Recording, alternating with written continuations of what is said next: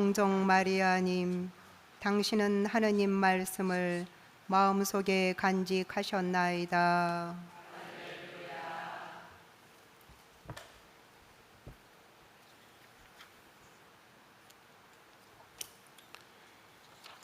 주님께서 여러분과 함께 또한 사제의 영과 함께 루카가 전한 거룩한 복음입니다.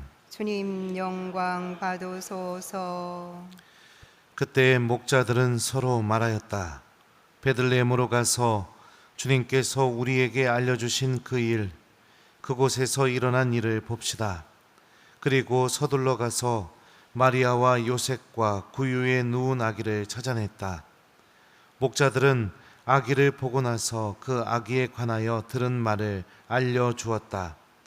그것을 들은 이들은 모두 목자들이 자기들에게 전한 말에 놀라워하였다. 그러나 마리아는 이 모든 일을 마음속에 간직하고 곰곰이 되새겼다. 주님의 말씀입니다. 그리스도님 찬미합니다. 오소서 성령님. 그러나 마리아는 이 모든 일을 마음속에 간직하고 곰곰이 되새겼다. 안녕하세요. 오늘 성모님께서 아주 기뻐하시는 날일 겁니다. 우리 본당에서 이제 처음으로 성모신신 미사가 이제 봉헌되기 시작하는 날이죠. 그 전에도 있었나요? 없었어요? 그럼 제가 처음으로 봉헌하는 신부예요? 아싸. 네. 그동안 이 꾸리아랑 이렇게 많은 논의도 있었고 또 제대외 자매님들에게도 이렇게 부탁했었고 이 미사가 봉헌되기 위해서 많은 분들의 희생 또 결심이 이렇게 필요했었습니다. 그래서 앞으로 이제 이 첫 번째 토요일 성모신신 미사가 이제 우리 본당에서 봉헌되게 되는데요. 제가 좀 공부를 좀 했어요. 성모신신 미사 왜 우리가 성모신신 미사를 드려야 되는지에 대해서 이 성모님께서 아기 예수님과 함께 루치아 성녀에게 발현을 하셔서 그때 이렇게 아기 예수님께서 이렇게 말씀하셨습니다. 가시로 덮인 지극히 거룩하신 내 어머니의 성심을 위로해 드려라. 배은 망덕한 사람들은 순간마다 가시로 어머니의 성심을 찌르는데 그 가시들을 빼드리기 위해 보상 행위를 하는 사람은 아무도 없구나. 이렇게 예수님이 이렇게 말씀을 하셨다고 합니다. 그리고 이어서 성모님께서 이렇게 말씀을 하셨습니다. 내 딸아, 가시에 둘러싸여 찔리고 있는 내 심장을 보아라. 은혜를 모르는 인류가 모욕과 망언으로 매 순간 찌르고 있구나. 적어도 너만이라도 나를 위로하여라. 그리고 연이어지는 5번의 첫 토요일에 내 성심을 거스른 죄를 보상하기 위한 지향으로 고해성사를 받고 영성체를 하며 묵주기도 5단을 바치고 15분 동안 묵주기도의 15가지 신비를 묵상하는 사람에게는 죽음의 순간에 구원에 필요한 모든 은총으로 돕겠다고 말하여라. 이렇게 성모님이 말씀을 루치아 성녀에게 하셨죠. 그래서 우리도 미사 전에 뭐 했죠? 묵주기도 5단. 그 다음에 뭐 했죠? 묵주기도의 20가지 신비를 20분 동안 묵상을 했습니다. 그죠? 그리고 지금 이 성모신심 미사를 봉헌하고 있습니다. 그리고 또 고해성사를 하고 이 미사 때 영성체를 받는 이들은 성모님께서 어떤 은총을 주시느냐? 그 사람이 죽는 순간에 성모님 스스로 그 사람이 구원받는데 필요한 모든 은총으로 도와주시겠다. 이게 첫 번째 성모신심 미사를 봉헌하는 이들에게 주어지는 하느님의 은총입니다. 성모님이 그 사람 구원받는 데 필요한 은총을 주시겠다. 모든 은총을 주시겠다. 이렇게 말씀을 하고 계시죠. 그러면 왜 우리가 성모님의 그 상처받으신 성심을 위로해 드려야 되는가? 죄인들로 인해서 성모님의 성심은 지금도 계속해서 상처받으시고 또 아파하고 계시죠. 성모님의 성심을 위로해주고 싶은 마음은요, 정확하게 얘기하면 하느님을 사랑하는 마음이 맺어내는 열매입니다. 그러니까 내 마음 안에서 성모님의 성심을 위로해주고 싶은 마음이 생기지 않는다. 나는 왜 해야 될지 모르겠다. 이런 마음이 든다는 것은 내 신앙생활이 하느님을 사랑하는 그 삶으로 넘어가지 못하고 있다는 표징입니다. 하느님을 사랑하게 되면 하느님의 마음을 우리가 따라갈 수밖에 없습니다. 우리가 누군가를 사랑하게 되면 그 사람의 마음이 내 마음이 되는 것과 같은 이유죠. 창세기에 보면 하느님께서 아브라함과 소돔 땅을 두고 대화를 하시죠. 그때 아브라함이 이 얘기를 합니다. 의인 50명을 보아서라도 용서해 달라고. 그러면서 그 숫자가 10명까지 내려가게 되죠. 하느님도 의인 10명을 보아서라도 그 죄악을 저지른 사람들을 다 용서해주고 구원해주겠다라고 이렇게 말씀하십니다. 아브라함은 왜 죄인들을 대신해서 하느님한테 빌었을까요? 왜 그랬을까요? 왜냐하면 하느님을 정말로 사랑했기 때문이죠.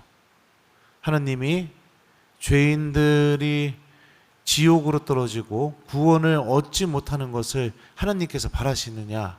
하느님은 그걸 절대로 바라지 않으십니다. 하느님을 너무 사랑하다 보니까 하느님이 열망하시는 그 마음이 내 마음이 돼버린 겁니다. 아브라함에게. 그래서 그 죄인들을 위해서 의인들을 바라보시고 구원을 베풀어 달라고 청하고 있는 거죠. 성모님의 성심도 마찬가지입니다. 이 하느님을 너무 사랑하시다 보니까 아브라함 이상으로 그 죄인들의 회개를 위해서 또 죄인들이 구원받지 못하는 그 상황에 대해서 성모님께서 아파하고 계시는 겁니다. 그리고 그 회개를 위해서 죄인들의 구원을 위해서 하느님께서 그들을 구원하실 수 있도록 성모님도 함께 기도해 주고 계시고 또 함께 바라고 계시죠. 우리가 첫 번째 토요일 성모신신 미사를 드린다는 것은 소돔 땅에 있는 의인 10명이 되는 것과 같은 겁니다.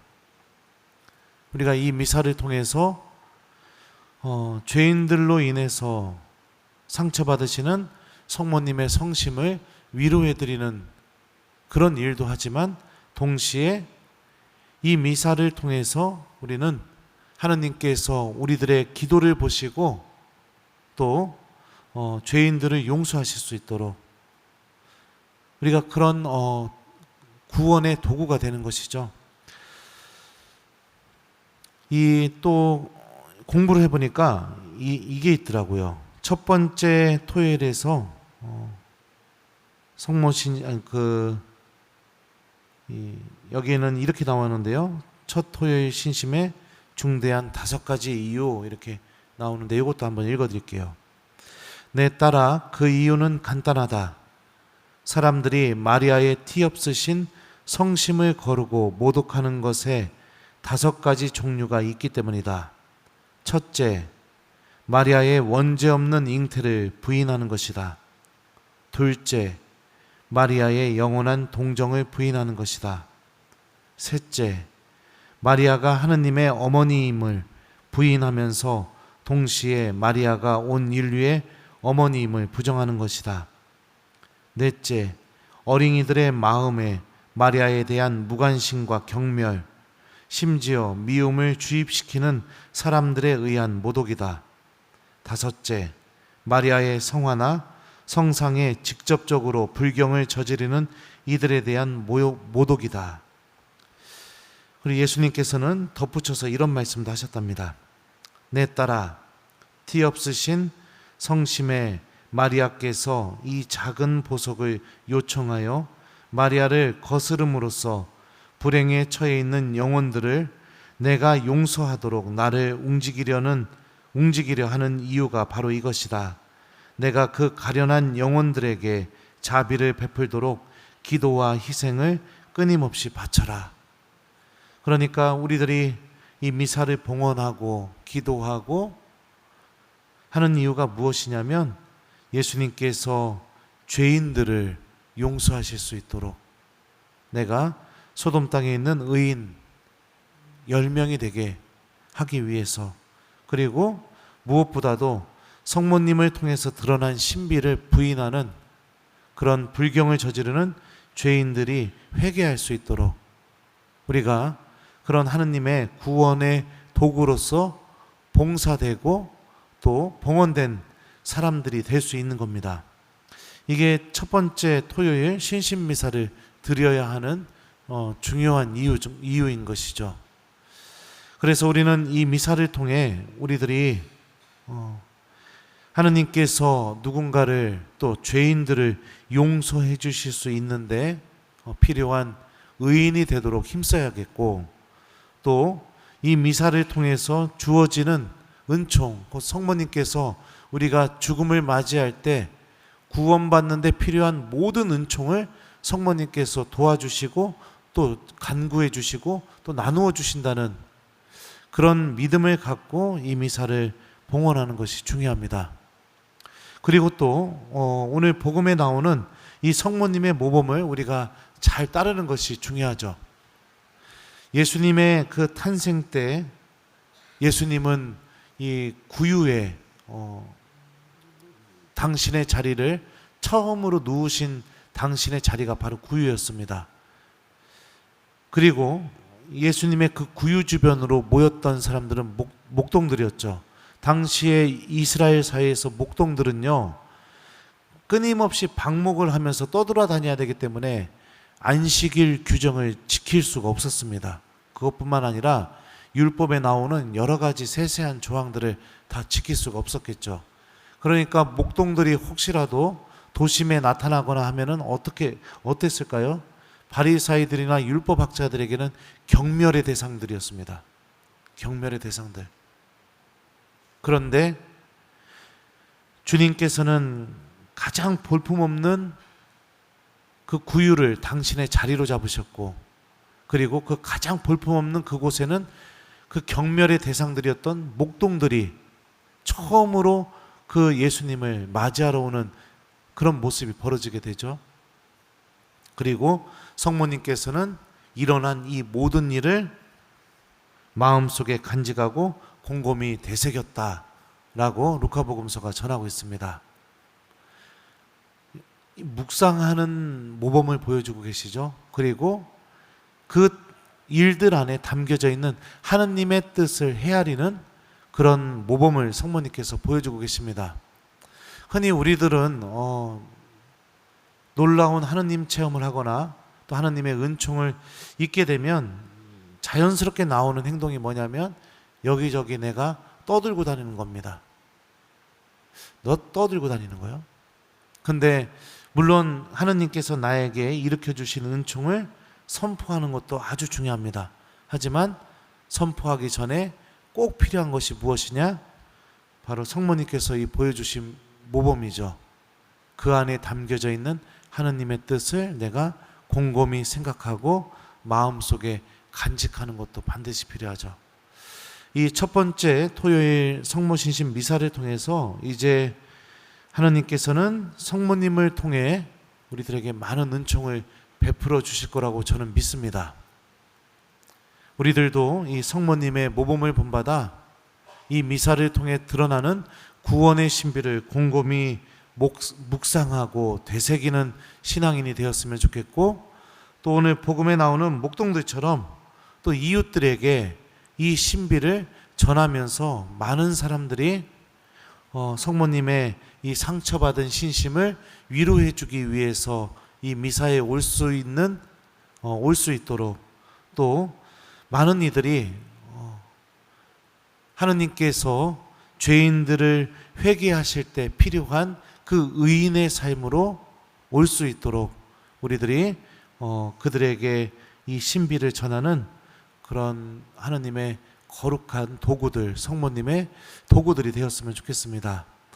오늘 하루 성모님의 이 상처받으신 마음을 우리 이 미사를 통해서 위로해드리고 죄인들의 회개와 또 내가 그동안 하느님 안에서 저질렀던 나의 죄에 대한 회개, 그리고 또 주님께서 그럼에도 불구하고 구유를 당신의 거처로 삼으셨듯이 우리 마음 안에 가장 볼품없는 우리 마음 안에도 구유가 있죠. 그 구유에 주님께서 당신의 거처를 분명히 삼으신다는 그 믿음과 함께 또 성모님께서 우리와 함께 계시다는 또 그 믿음과 함께 이 미사를 기쁘게 잘 봉헌했으면 좋겠습니다. 숙제 드릴게요. 오늘 숙제는 우리도 성모님처럼 하느님의 말씀을 마음속에 간직하고 곰곰이 되새겨보는 오늘 하루를 보내기, 이거를 숙제로 드리도록 하겠습니다. 그러나 마리아는 이 모든 일을 마음속에 간직하고 곰곰이 되새겼다. 아멘.